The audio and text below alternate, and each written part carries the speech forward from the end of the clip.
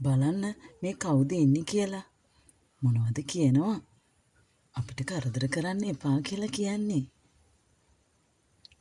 මෙයා තමයි කටුස්සා. ලංකාවට ආවෙනිකෝ කටුසු වර්ග ගණනාවක්ම ඉන්නවා.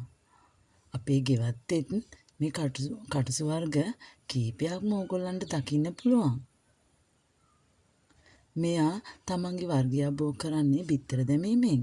බොහෝ දුරට පොළොව ඇතුලේ වලක් කාරලා තමයි මේගොල්ලෝ බිත්තර දාන්නේ. මෙයාලා උරඟ වර්ගයට අයත් පාද ඇති සත්ත්ව කොට්ටාසයක්. මේ බලන්න. ඉතින් මෙයාලත් පරිසරයේ ඉන්න කැමති.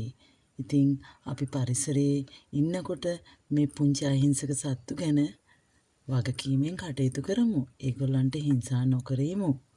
බලන්න අපි ආදරය කරනවා කියලා දන්නවනම් එයාලා පලා යන්නේ නැහැ.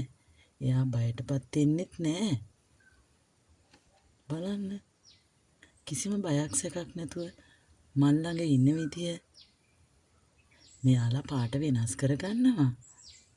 එයාලට අනතුරක් දැනෙනවා නම් තමයි පාට වෙනස් කරන්නේ.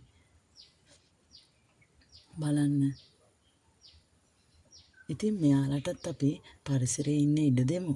කරදර නොකරමු.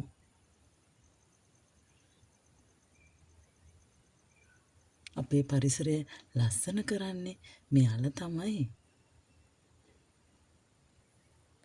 එහෙනම් ඔයාලත් ඔයාලගේ පරිසරයට ආදරය කරන්න, සතුන්ට ආදරය කරන්න.